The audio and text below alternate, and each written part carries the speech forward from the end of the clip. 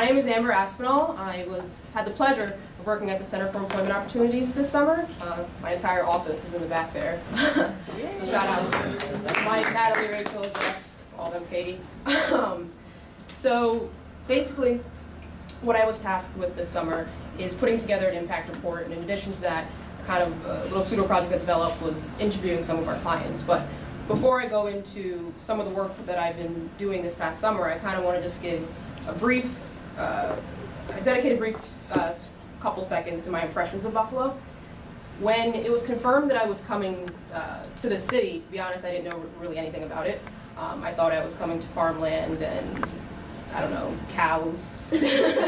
I certainly did not expect the large buildings. I didn't expect a city hall that looked like it's out of a comic book. I didn't expect any of that, and I was pleasantly surprised. So just aesthetically and just the people that I've met, this summer really did shape up to be an amazing one, and one that I'm not going to forget. But getting into some of the work that I was doing, as I said, I did put together an impact report this past summer. The one that was put together a couple months ago was really numbers heavy, real emphasis on the quantitative aspect of some of the work that those guys do in the back, which is fine. Our office we have the ability to shoot out as many numbers as possible. So I was tasked with putting together a report that emphasized more so the human aspect of it. I got a chance to interview the employers, our staff, our participants, everybody that is involved in providing the service that our office does. So the entire report is actually over 15 pages. So I just, obviously in the interest of time, I'm only going to highlight a few. This is just highlighting the orientation and a little bit about what that involves. As you see there's a quote from one of the employees that we work with saying that our guys, they really do stand it on the interview. They really are eager to work. I think the biggest misconception about what a lot of our clients are about is they're coming out of prison or they have this criminal history and they're scary, they're all murderers, they're all going to kill you once they get into your office, and these really negative perceptions and this is stigma that they carry around. But really, once they get out of the whatever system that they were involved in, they want to work. They want to change their life. They want to make a difference in what they're doing. And as she reflects, they're really eager, and it's reflected within the interview. So when our clients first join our program, before they are placed in a permanent site, they actually work on a transitional work site. And we have multiple ones around the city. One of the biggest ones is the Habitat for Humanity. And it's actually partnered with PUSH. We have a fellow at PUSH, and they work together, providing homes for low-income and middle-class families. So this is just a picture of some of our guys working on one of the homes. This is a home that they built. And the picture, that's our graduating class recently. When they first come in, they have to do like a 4-class orientation. So that's a picture of one of our recent classes. The most interesting part of putting together the report, however, was interviewing a lot of our clients and hearing their stories and hearing what they're about and where they came from and what their life goals are. I probably did 15-20-minute interviews with a lot of people in our office. And this is just an example of one woman that I spoke with, originally from South Carolina. And the one thing that stuck out to me about Rachel is that out of all of the clients in our office, I think I saw her the most at the computer trying to find a job. And recently she did. And just hearing her history and where she came from, obviously she's made a few mistakes in her past, and how she changed her outlook on life, and how she's really approaching life with a more positive outlook, and how she's turning things around. It really is inspirational. So in the report there's multiple stories like these included. As I said, another project that kind of developed out of the blue was helping some of our guys with interview prep. What started off with just working with one kind of turned into working with almost all of them. So I do one interview, and then I do follow-up interviews, and that was also a very interesting experience. Many of our clients don't have any experience interviewing or even a job.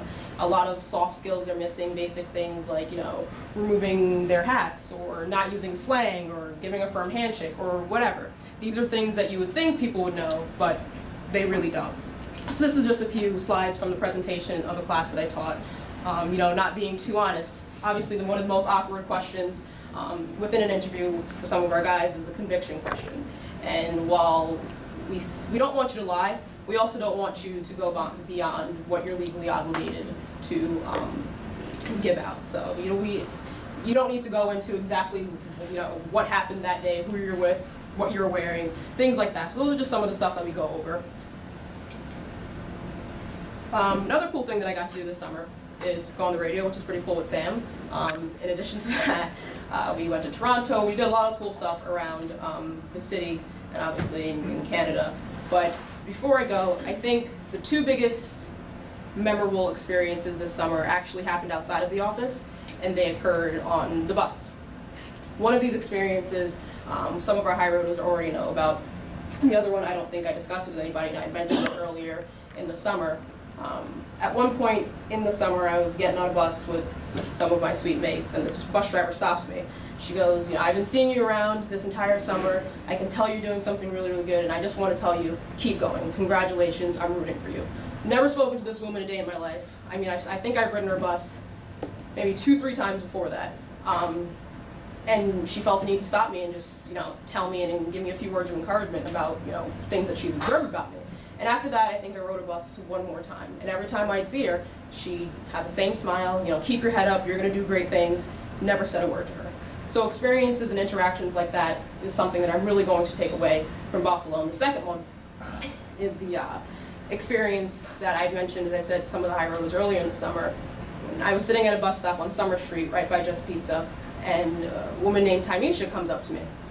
And Tymisha was a very interesting character. Tymisha sat down and we got into a conversation about, you know, her life. You can tell based upon her entire presence that she doesn't have a whole lot of people to talk to. She started telling me about how she lost her kids, she's living in an apartment that's leaking, and it's a whole slew of issues. I got on the bus with Tymisha, and we were on the bus for maybe 25 minutes, and she continued to talk to me. And that experience, I probably think about it almost every day. And something that a lot of the high roaders don't know is that I actually see Tymisha probably twice a week. Every single week since I've initially met her, I see her on the bus. Every conversation is different. A lot of them are still in the kind of sad category, but every conversation is different. Everyone is just as impactful as the first, and it's just so interesting hearing her story and hearing how I kind of developed this friend from this random stop on a bus. I don't know her last name, don't know where she lives. All I know is Tymisha with the bright yellow nails. That's all I know about her, in addition to some of her struggles that she's going through. And I don't think I'm going to get a chance to see Tymisha again before I leave, unfortunately, tomorrow morning. So wherever Tymisha is, good luck in life. Yeah, those are the most memorable and impactful experiences outside of the workplace that I'm going to take away from my time in Buffalo. So in the interest of time, I'm going to wrap it up. Obviously, I thank everybody that was involved in making this experience possible. My office mates back there, you guys are awesome. Shout out to y'all. And that's it. So thank you.